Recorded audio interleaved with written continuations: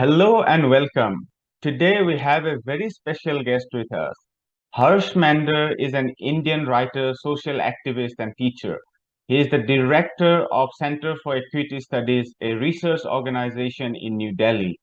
Harsh formerly worked in the Indian Administrative Services, the highest layer of bureaucracy, for almost 2 decades before he left the service in the aftermath of the Gujarat Riot in 2002.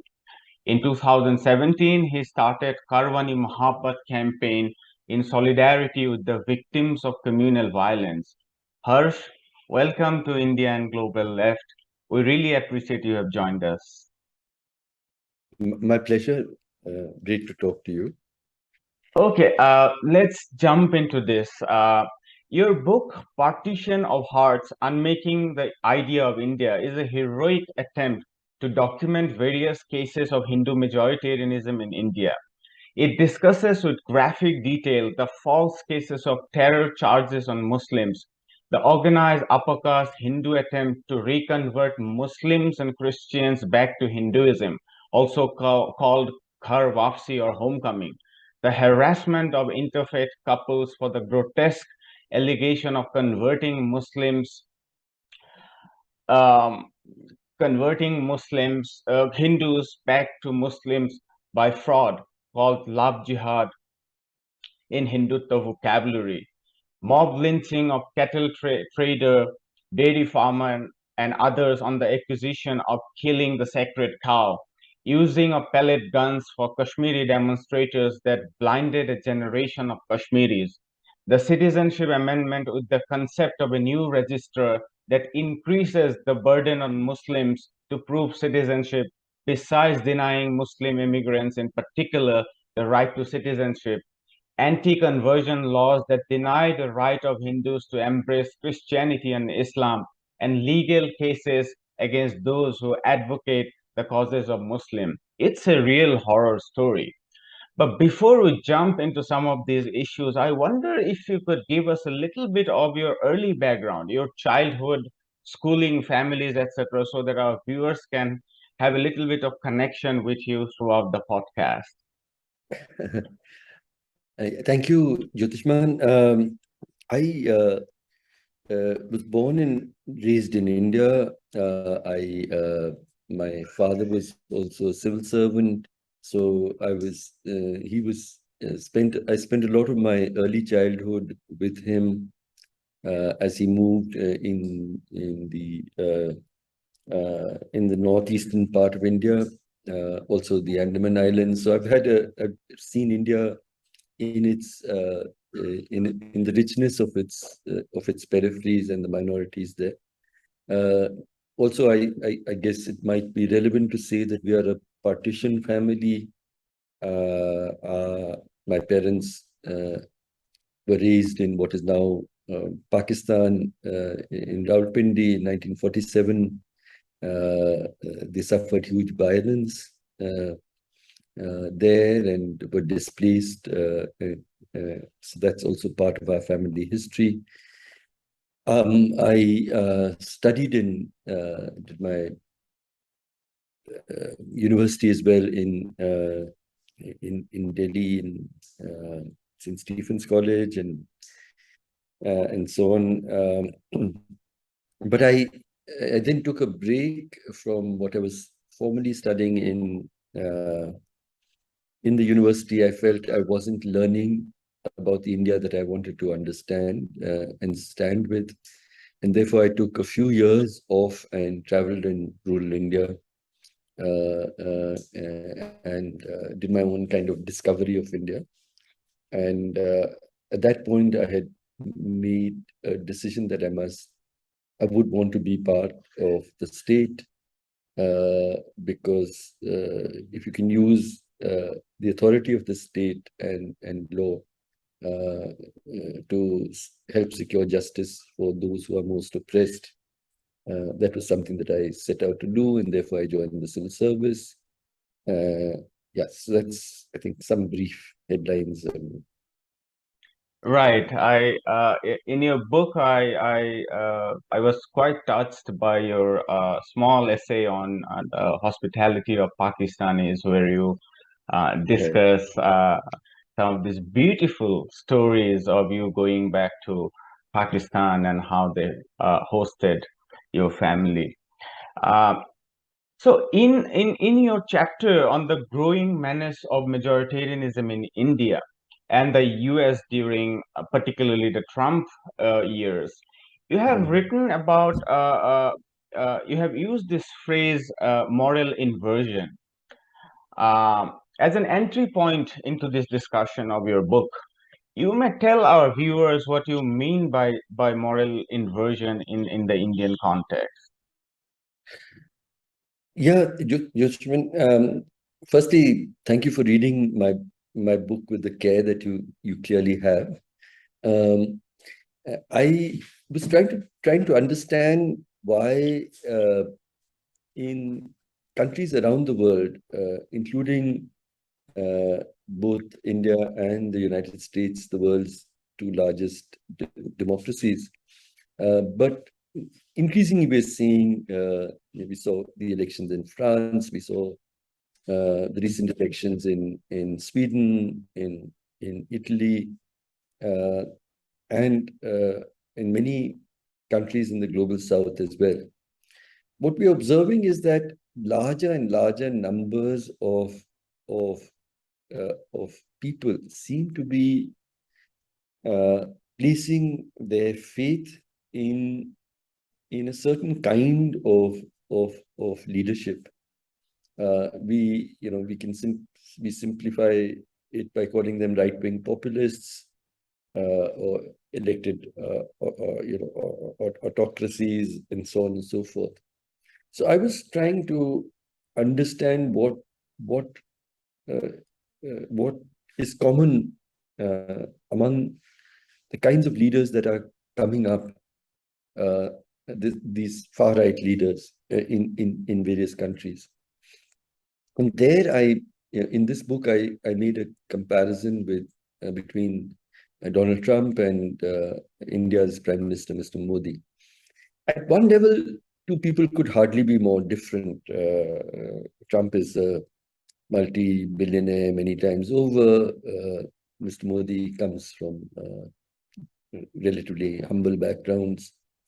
And there are other differences as well. Mr. Trump has had many marriages and relationships. Mr. Modi didn't stay with even the one woman he married. But on the other hand, I was struck by many similarities. And you're absolutely right. One of the most, these are leaders who firstly normalize, legitimize, and even valorize hatred and bigotry against minorities. I think that is what draws these very disparate people together. So by hating minorities, it's not only normal and okay to do it, but it's actually heroic. You're a true son or daughter of the nation by the hatred that you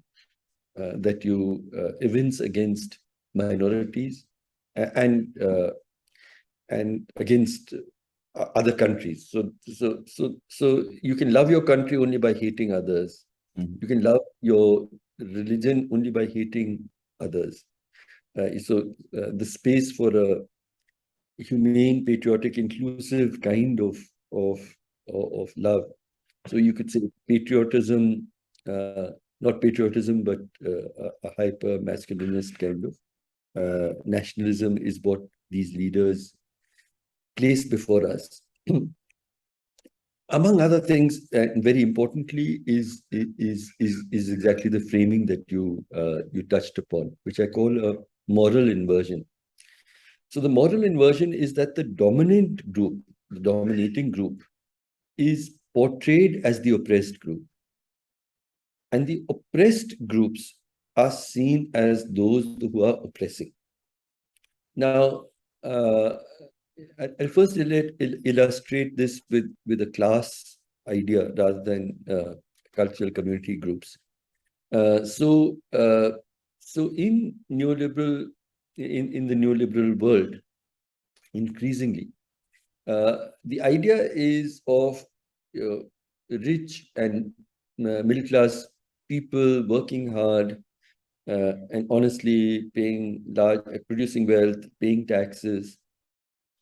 And then this large mass of the poor who are unproductive, lazy, parasitical, and who have to be supported with welfare that comes out of, the honest taxpayers, hardworking taxpayers' money, income. This is one kind of discourse, and I just illustrated with one memory. There are hundreds, but in India itself, I was convening the Prime Minister's National Advisory Council with the last Prime Minister. I convened many working groups for welfare legislation, and one of them was on the Food Security Act, National Food Security Act. And for the week that it was being debated in Parliament, I was trying to defend this in front of television cameras. And what was amazing to me was how much anger there was against what were we trying to do. We were saying, in a country where we have the third largest number of dollar billionaires in the world. We have every third child in India is malnourished. We're going deep as our wealth is increasing. We're going further lower and lower in the global hunger index, and that needs to be remedied first by many ways. But first of all, let's just redistribute some grain to ensure that every person has their calorie requirements to live an active and healthy life. And for that, this is a law which created entitlements for something like, I think, 800 million people, getting about half their calorie requirements almost free. 120 million children getting school meals, 160 million children below the age of 6 getting some kind of nutrition support. It was, to my mind, completely unexceptionable. I mean, of course, we should do this today. But the anger and rage that I saw, and everybody's angry, including the television anchors, including television anchors who are not normally angry. So I was trying to figure out, where is this rage coming from? And in one of the interviews, a leading industrialist who's normally considered relatively sort of moderate in her views and so on, she turned to me and said, "I'm fed up. I can't handle this anymore." So, "Why are you fed up?" So she said, "What's wrong with the fact that I've made my wealth? I worked hard and earned my money. I've done nothing to harm the economy. Why should I be taxed to feed the poor?" And suddenly I understood where this rage was coming from. And I said, "I'm sorry, poor working people in our country work much harder than you ever have done. And they have done much less than you to harm the economy. And in a good society, people of wealth and privilege are happy to share some of it so that life is, more livable, for people for our most oppressed populations." And that's when it became clearer to me. So that's one kind of discourse where she had this, and many people all across the spectrum, more or less, rich and middle class people, were opposed to the idea of some redistribution of food for a country where 200 million people still sleep hungry. So that is one kind of moral inversion, where these poor people who are are living life at the very edge are seen as somehow parasitical. But even more starkly, in white America, white people in America, in Trump's discourse, are now the oppressed people, although they still dominate almost every walk of life, but they are the oppressed. And people of color, immigrants and others, are oppressing them, taking away their rights. And in India, it is actually the caste Hindu who interestingly, really starkly continues to dominate, whether it's business, academia, media, State. the state, even culture. They occupy 80-90% of all power, if not more. We don't have still a single Dalit editor, I think, of any major news media channel and so on.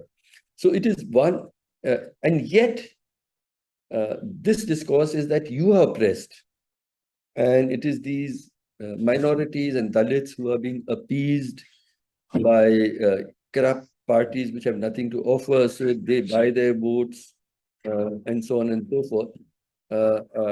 And your right, legitimate right to power and wealth is being taken away illegitimately by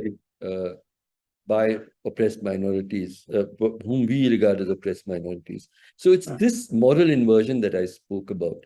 There were a few other things, but I also just would add one more in the list of what these leaders represent is also, I find, an extraordinary decline in just the civility of public discourse. I mean, you just find these leaders speaking with such in such an uncivil way about anybody who opposes you. So so so so so these are some of the characteristics of right-wing so-called right-wing populist leaders that are either coming to power or becoming increasingly the leading opposition in many countries around the world. Right. The whole normalization of this the social Darwinian hegemonic project of neoliberalism. I mean, Perry Anderson calls this the single largest victory globally ever. He says that the religion of Islam or Christianity would fade like provincial religion if we consider neoliberalism, how it has entered every nook and corner of the world. And it's striking. I mean, in Indian middle class, two of the things you often hear, I mean, the wrath of the middle class is that because of the free grains, people don't work. You don't People find, have become lazy. Yes, yeah, yes, they're absolutely. lazy. You don't find. So basically, the wrath is that we don't find enough people who can do domestic slavery at our home Yes. because of these free grains. And second is the midday meal schemes, as the middle class continues to pack dry fruits and fruits in their private English medium schools. But let's come back to the book again. Now, in one of your chapters, I think it's the seventh chapter, you discuss your disillusionment with Indian so-called secular parties, the non-BJP parties. Uh, from Hashimpura to Muzaffarnagar, you have unpacked why Indian secularism has been deeply flawed ever since. Yet you point out, rightly in my opinion, that it's a mistake to see the BJP RSS machinery at the same level with the other political parties whose track record may not be as great on secularism. My question to you is, what changed after 2014 when the Narendra Modi led BJP RSS government came to power? Why is this a moment of rupture for Indian politics and history? See, the triumphalism of caste Hindu majoritarianism that we are seeing, today, is actually not something that suddenly emerged out of the horizon from nothing. Very far from it. You've been born and raised in India, but you're much younger than I am. And I have memories of a much more idealistic India of my childhood, with all the flaws. What we are actually seeing today uh,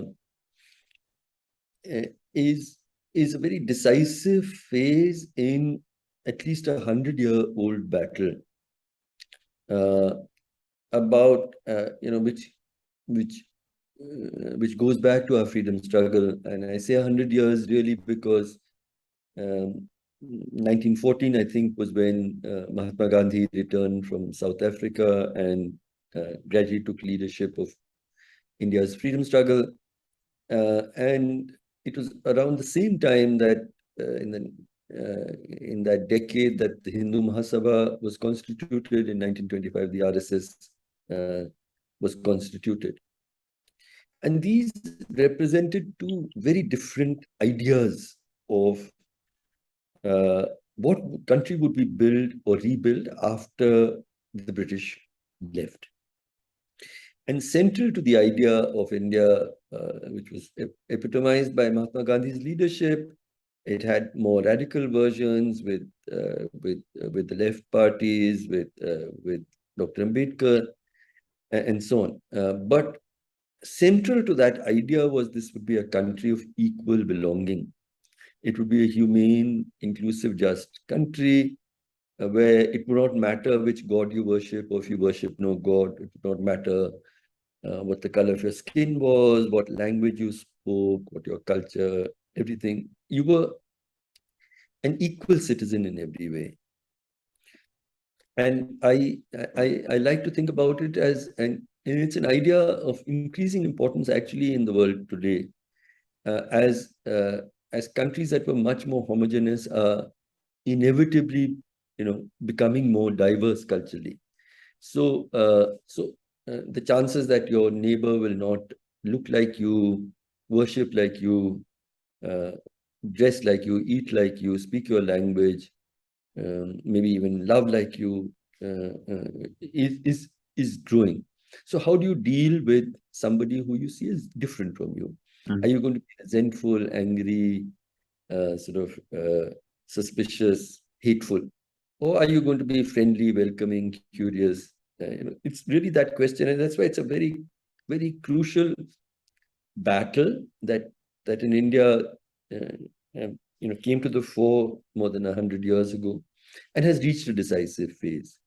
Now, the Hindu Mahasabha and the RSS had a different imagination for India. They believed that this was a country of India's Hindus, not so clearly stated caste Hindus, but that in effect was what, and people who are not us, uh, uh, we can permit them to live in our country, but on our terms. And they have to live as second-class citizens in our country when we allow them. Yeah. In very simplistic terms. And then we also had the Muslim League, which from the late 1930s started saying that India is not one country, but two countries. India's Muslims can never live as equal citizens. They cannot get equality, security, development, justice, unless they have a country of their own. And sameness, in some ways, I feel that the idea of Pakistan was we are safe only in our samenesses. And sameness is measured only on one axis, and that is your religious identity. And the idea of India was the idea that we are safe only if we respect our differences.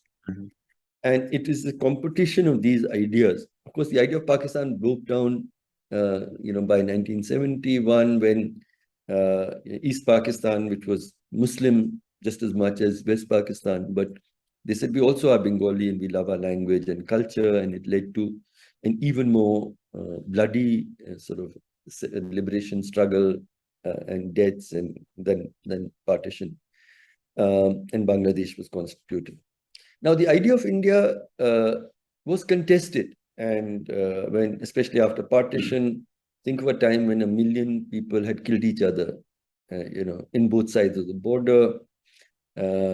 And I spoke about my own family's uprootment, and about 14, 15 million people were displaced.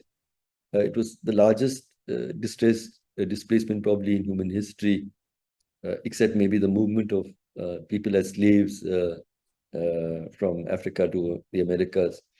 Now, it was in that context that we might have agreements and disagreements with Mahatma Gandhi, but I think his finest moment was in these last months when India won her independence amidst rivers of blood, and he insisted that Pakistan may be constituted on the basis of religious identity, but India will always be a country where minorities, including Muslim minorities, must have equal rights and equal entitlement.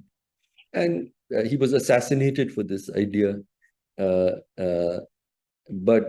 in the wake of that, I think for a period, and the constitution, the writing which was led by Dr. B.R. Ambedkar, sort of laid this pledge that we would be this country of equal citizenship for all.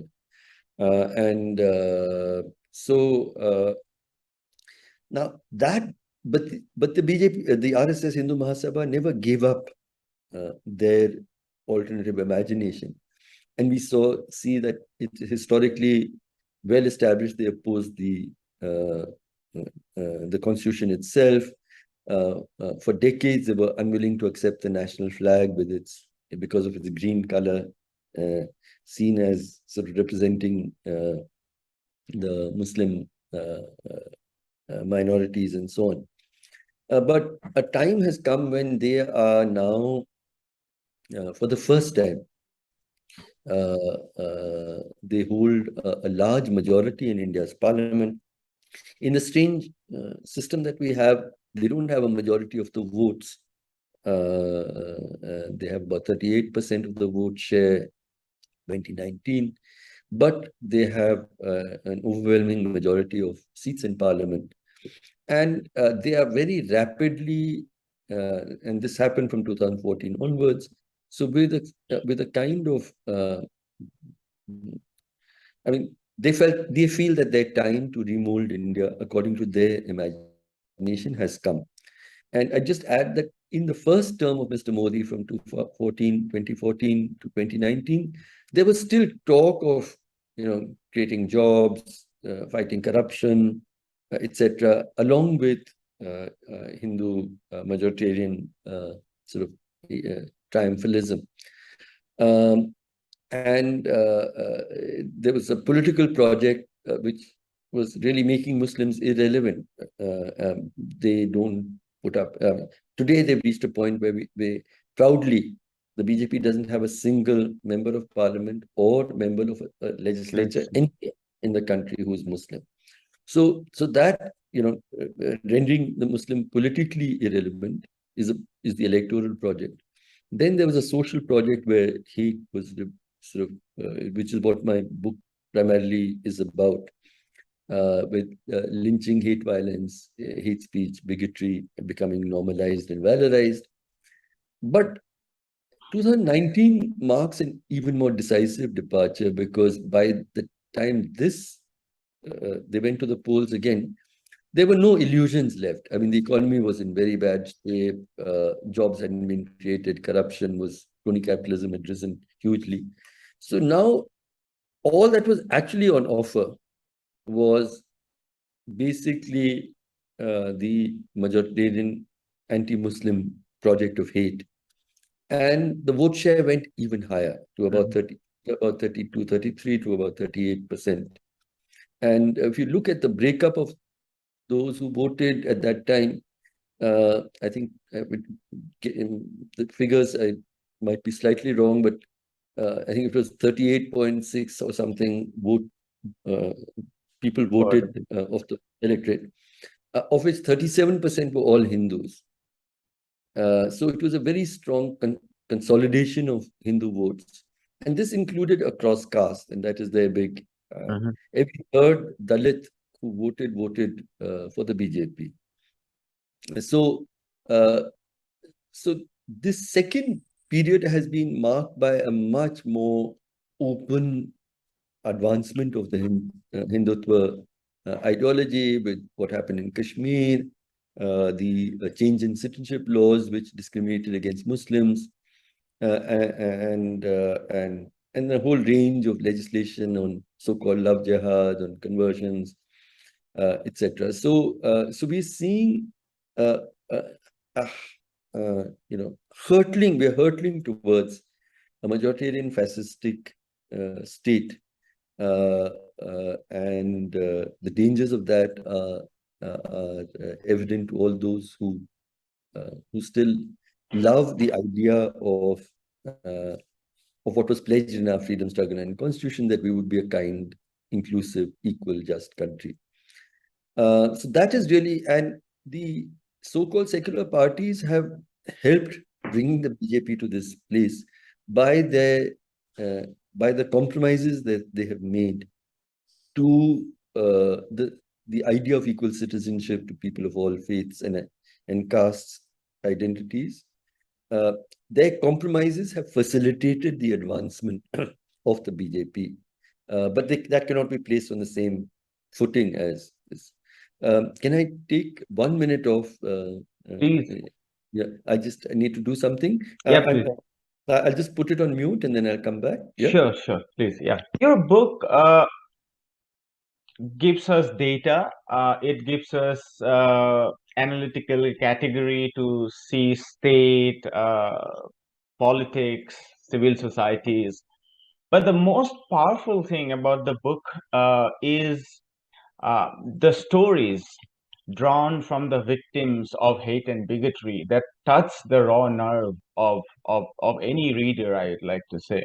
I mean, I have no idea how many times I cried as I went from one story to another.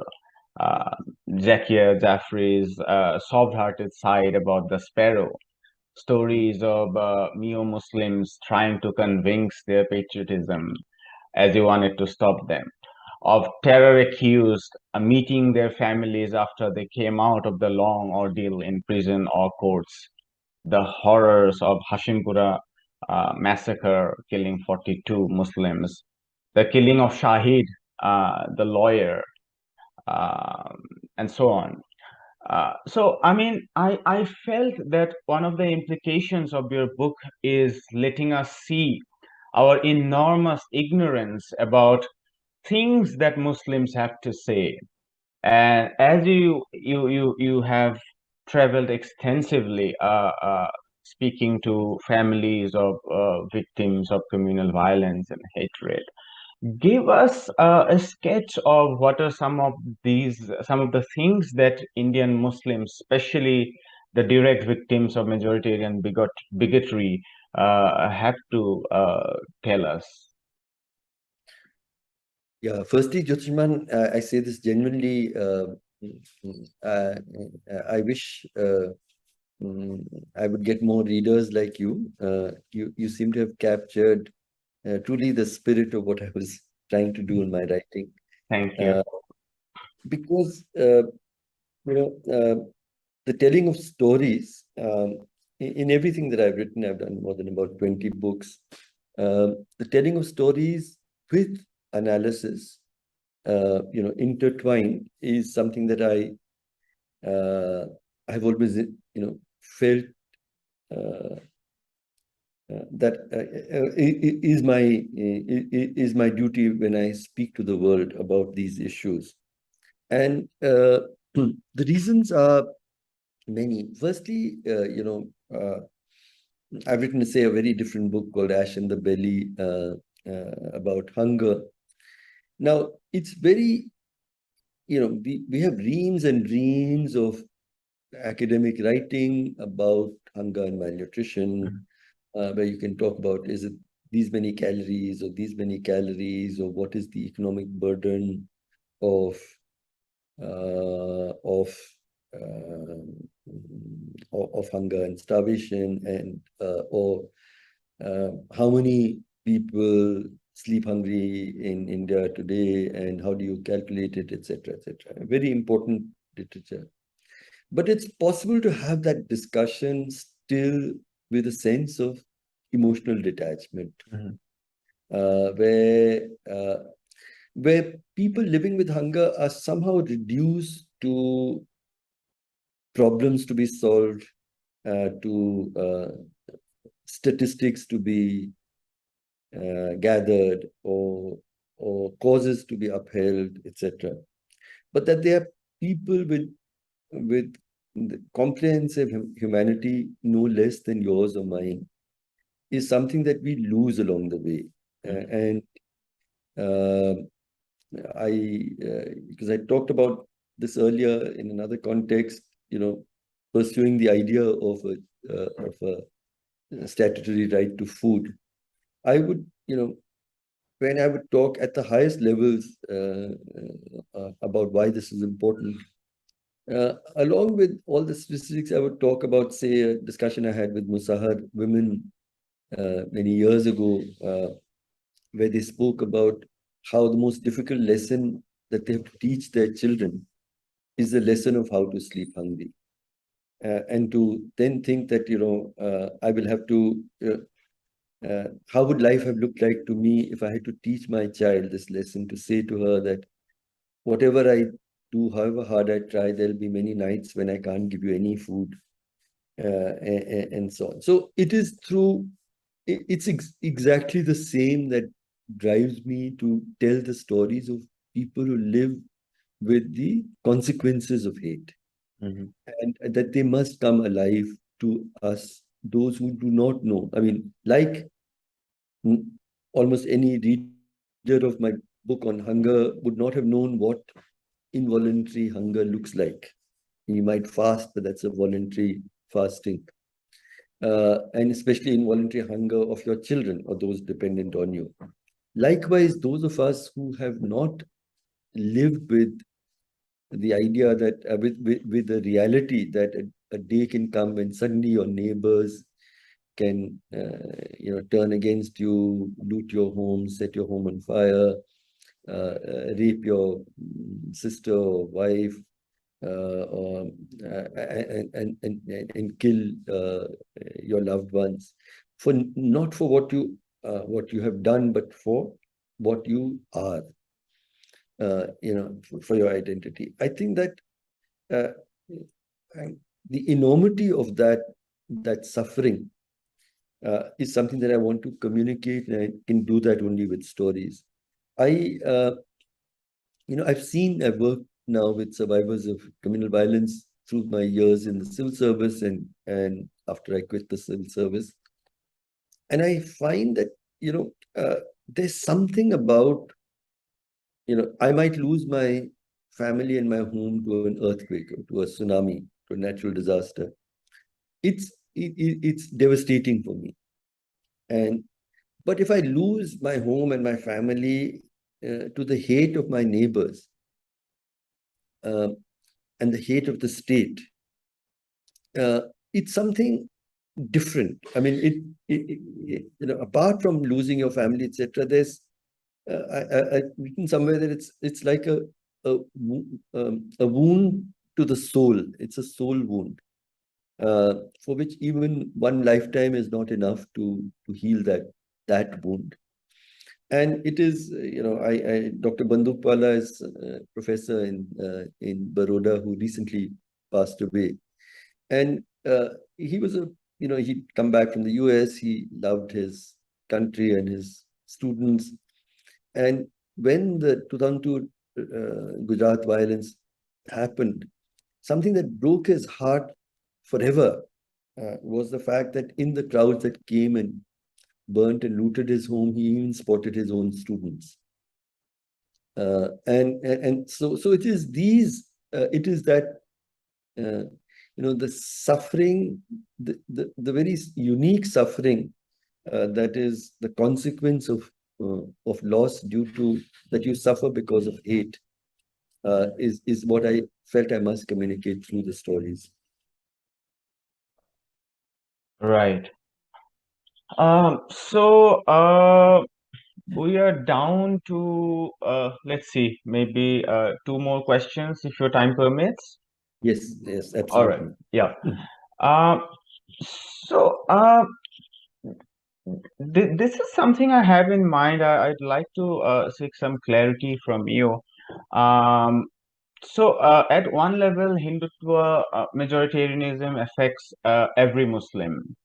Right. Uh, Yet there is an unevenness in terms of its impact. I mean, in your chapter on Gujarat and Ahmedabad, you show how Muslims with business capital could go back and start their business if they wished, while the poorer Muslims would find it very, very difficult to find a house or an employment, or at the face of economic boycott, they found mere survival very difficult.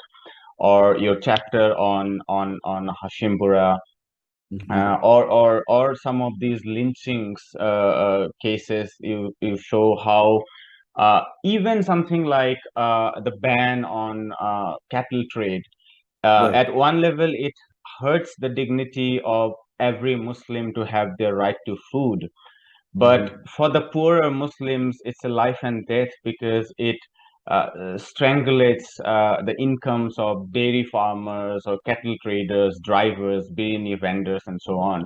So, do you think, would it be fair to say that majority in every majoritarianism, there is a class component in itself? I mean, this is not even taking into account the neoliberal sort of transformation that are going on in parallel. But even if hypothetically the state was a development state, do you feel that in every with every majoritarianism, the poorer get disproportionately affected? Absolutely, Jyothishman. I think that we are constituted of many identities. Um, we are men, women, or people of other genders. We belong to different economic classes, working class, etc. Within that, there are many differences. We also have caste identities, and several others, and these build upon each other. Uh, and I think the whole problem with what we call in South Asia communalism and communal violence. Bipin Chandra has, described what we describe as a communal ideology, an ideology uh, which essentializes your religious identity. And he says there are three phases. One is the belief that people of one religion have common interests. Mhm, So, say India's richest Muslim, Azim Premji, is seen to have common interests with, say, a fakir begging outside a dargah, rather than his common interests with, say, Narayan Murthy. mhm, So it's basically essentializes one and says you have common interests. Then the second phase that Bipin Chandra talks about is that people of one religion have different interests from people of another religion. So you have something called Muslim interests, you have Christian interests, you have Hindu interests. mhm, And then there's the third and the hardest phase where you say that the interests of people of one religion are in conflict, essential conflict with and that is how partition happened. That is how the Hindu Mahasabha and the RSS have developed their ideologies, etc. But the reality is that I may be targeted because of my Muslim identity, but I have other strengths or vulnerabilities. So women, as compared to men, I mean, mhm, I've seen now so many riots.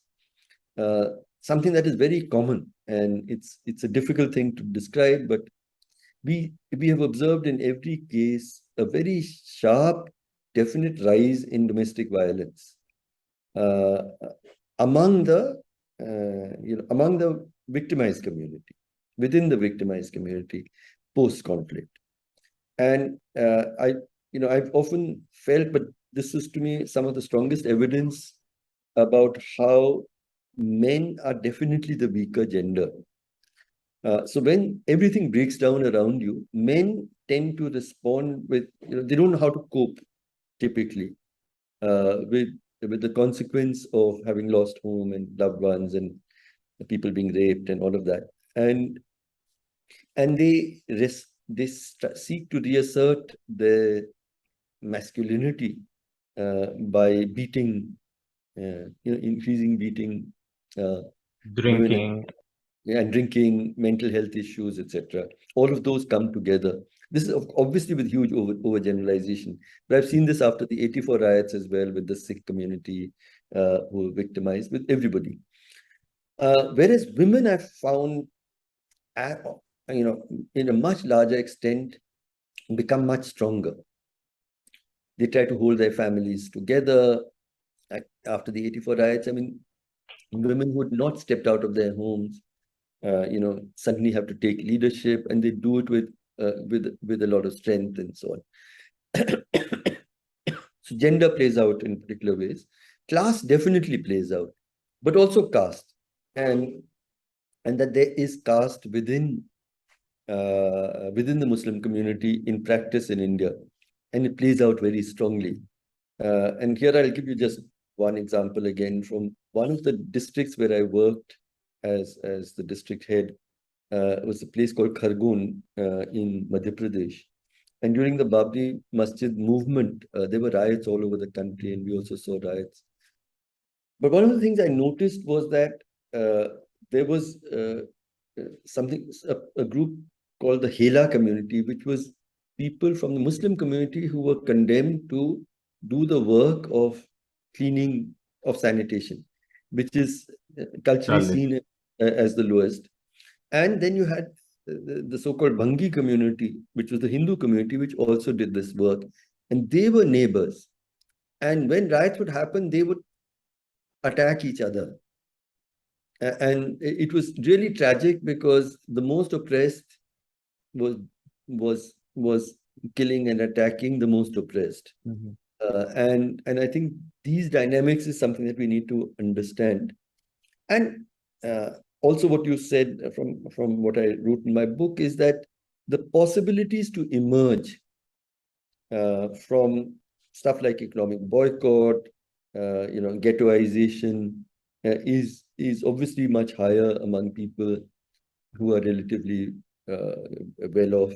And sadly, I think that Muslims in India are reaching a point where, in fact, I often think that the BJP is doing everything to prove that Muhammad Ali Jinnah and the Muslim League were right, and Mahatma Gandhi and Ambedkar were wrong. That Muslims will not get equality and justice and safety as long as they remain in a numerical minority, is what we seem to be today trying to prove, which goes against the very idea of India. So in that sense of anguish and despair, I'm hearing more and more upper class, middle class Muslims thinking of alternatives like leaving the country, which a working class Muslim will never be able to do. Mm-hmm. So both the impacts, the consequences, and the repair of your life is different depending on your class and gender, caste and gender, along with your religious identity. Right. So finally, I also had a different question, but I'll suspend that. That's more of a theoretical question about how you look at the state. I mean, that's a question we often discuss within left circles, and since you have had such a I would say diverse contact with the state, and since this book that we are discussing exposes we must have that conversation maybe in the next time in the next year, because that would also bring on the positive side of the state that you advocate for. But this final question brings us to one of the objectives of your book. It was above all addressed to Indian non-Muslims, not just bringing to attention the crimes done by them or in their name, but also to make the point that the onus of combating majoritarianism lies not on the Muslims, perhaps, but on the non-Muslims. So, what's your message to all Indians, particularly the non-Muslims? No, my message is that we, regardless of what your identity is, uh, we owe it to stand in solidarity, in very robust, visible solidarity with every group that is being oppressed. And of course, the people who belong to the community or identity that is being oppressed will be central to struggles against it. But it is mm, your duty as a human being, uh, perhaps more than anything else, to stand in solidarity, regardless of whether you belong to that identity or not. So, in my ideal world, I would like to see men feminists, for instance, uh, standing with women who are fighting for gender equality.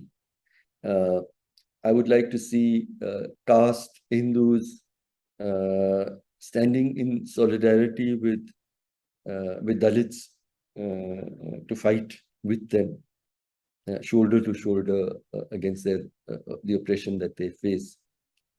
And likewise, I would want to see people of the Hindu majority community, especially when this battle is unfolding. And it's no ordinary battle. It is what we are seeing unfolding in India today, and indeed in many parts of the world, is what I would see as a civilizational battle. It's not about one political party or the other. It's not about if we have this kind of electoral cunning and somebody comes together with something else and maybe we'll be able to defeat the BJP. That's not the victory of the battle that I see unfolding. We are basically seeing a battle about what kind of country and indeed what kind of world we want to leave to our children. Will it be a country that is kind, that is just, that is equal, or is it one which is violently unequal, where it is dangerous to be a minority or a dissenter of any kind? That's the kind of choice that we are actually making at this time. And that's why the title of my book was Partitions of the Heart, that we saw one partition in the land of India, Mhm. and the rivers of blood and suffering that have lasted through generations. What we are seeing today is millions of partitions of the heart. And it is for each of us to see, a lot of young people work with me and come forward. And I observe that the first battle they actually have to fight is with their own parents, Mhm. with their families, with their siblings, with their family WhatsApp groups, which spout hate, and to fight it with love, uh, but with a clarity that this is not acceptable to us, and this is not the country that we wish to inherit or to give to our children, is something that we, each of us, need to take responsibility for. No one else is going to fight. Who's in the end, the country that we will leave and the world we leave to our children will depend on whether we've allowed hate to colonize our hearts, or we have fought against that hate and brought within it the ideas of equality, justice, and kindness. And that is really the battle that I see unfolding. I haven't lost hope, and I will not, because when things seem more, we are seeing radicalization of increasing sections of the majority community in India today. There's no doubt about that. So whenever there's a call, say suddenly we don't want Muslims to offer namaz in a town, Gurgaon, which has grown exponentially because of migrants, and there are just two mosques. Suddenly, where do we find so many Hindus on Friday at 1 o'clock, leaving everything and going and occupying those areas where Muslims would offer prayers to oppose and them. That is a certain radicalization that we are seeing. But at the same time, in taking the same example, when people from the Hindu community also said, what's the problem? Come to my factory. I will offer you the factory floor to pray on Friday afternoons. Come to our homes. We'll offer you space. And when the Sikhs said, come to our, why can't you pray in our gurdwaras and so on? Those are the acts of resistance that I feel are the most significant. Because we're dealing with that attempt to erect partitions in our hearts. And we're fighting it with a kind of resolve of what I call radical love that is founded on great courage. That's the battle that is unfolding. And each of us do not have an option not to participate in this. Your silence is your complicity. Right. On that note, I'd like to close by just reading out two quotations I picked up from the book. One was from the final chapter, the other was from, I think it might be the penultimate chapter. The hot winds of communal hatred of past years can be expected to grow now into a binding sandstorm. It is ordinary people who must act as the opposition. The decisive battle for India's future will not be won or even fought merely in the hustings.